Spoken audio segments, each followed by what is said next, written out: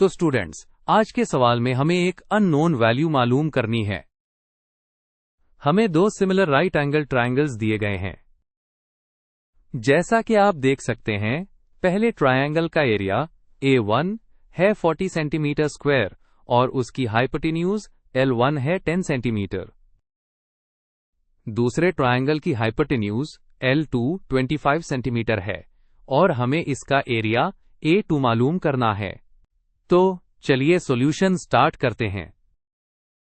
Step 1 में हम सबसे पहले जो इंफॉर्मेशन हमें दी गई है उसे एक जगह लिख लेते हैं। पहले ट्रायंगल का एरिया A1 40 है। इसी ट्रायंगल की साइड L1 10 है। दूसरे ट्रायंगल की साइड L2 25 है और इसका एरिया A2 हमें फाइंड करना है।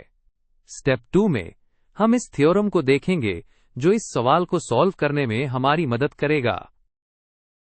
क्योंकि ये दोनों ट्रायंगल सिमिलर हैं, तो एक थ्योरम है जो कहता है कि दो सिमिलर ट्रायंगल्स के एरियाज का रेशियो उनकी करस्पॉन्डिंग साइड्स के रेशियो के स्क्वायर के बराबर होता है। इस थ्योरम की बुनियाद पर हम फॉर्मूला लिखते हैं A1 divided by A2 is equal to L1 divided by L2 का होल स्क्वायर। अब हम अगले स्टेप की तरफ बढ़ते हैं। स्टेप 3 में हम सिंपली जो वैल्यूज हमें मालूम हैं, यानी A1, L1 और L2 की वैल्यूज, उन्हें इस फॉर्मूला में डाल देंगे। तो जहां A1 था वहां हमने 40 लिखा, जहां L1 था वहां 10 और जहां L2 था वहां 25। तो हमारी इक्वेशन बन गई 40 over A2 is equal to 10 over 25 का होल स्क्वायर। स्टेप 4 में स्क्वायर लेने से पहले हम ब्रैकेट के अंदर वाली फ्रैक्शन को सिंप्लीफाई कर लेते हैं ताकि कैलकुलेशन आसान हो जाए। हमारे पास है 10 ओवर 25। इन दोनों नंबर्स का सबसे बड़ा कॉमन डिवाइजर 5 है, तो हम न्यूमरेटर और डिनोमिनेटर दोनों को 5 से डिवाइड करेंगे। 10 को 5 से डिवाइड करने पर 2 मिलता है और 25 को 5 से डिवाइड करने पर 5। तो 10/25 सिंप्लीफाई होकर 2/5 बन गया। अब इस सिंप्लीफाइड फ्रैक्शन को हम वापस अपनी इक्वेशन में रखते हैं। तो अब हमारी इक्वेशन हो गई है 40 over A2 is equal to 2 over 5 का होल स्क्वायर।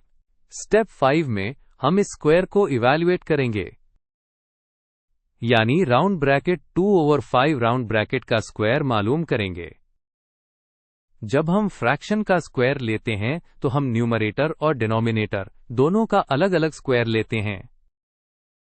तो 2 का स्क्वायर होता है 4 और 5 का स्क्वायर होता है 25। इस तरह round bracket 2 over 5 round bracket का स्क्वायर 4 ओवर 25 बन गया। अब इस वैल्यू को हम इक्वेशन में डाल देते हैं।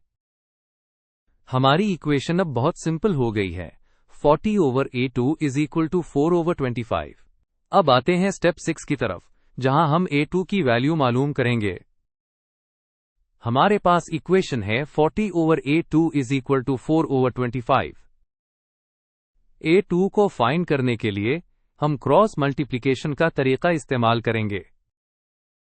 इसका मतलब है कि हम 40 को 25 से मल्टीप्ली करेंगे और A2 को 4 से।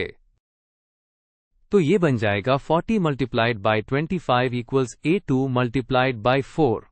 क्रॉस मल्टीप्लिकेशन के बाद हमारी इक्वेशन है 40 टाइम्स 25 इक्वल्स A2 टाइम्स 4। हमें A2 की वैल्यू चाहिए, तो हम A2 को एक तरफ अकेला छोड़ देंगे। उसके लिए हम इक्वेशन की दोनों साइड्स को 4 से डिवाइड कर देंगे। इस तरह A2 बराबर हो जाएगा 40 multiplied by 25 all divided by 4। Final calculation से पहले हम इस एक्सप्रेशन को और आसान बना सकते हैं। आप देख सकते हैं कि 44 से पूरा डिवाइड हो जाता है। 40 को 4 से डिवाइड करने पर 10 आता है। तो हम 40 और 4 को कैंसिल कर देंगे और 40 की जगह 10 लिख देंगे। अब हमारे पास A2 की वैल्यू निकालने के लिए सिर्फ एक सिंपल सी मल्टीप्लिकेशन रह गई है।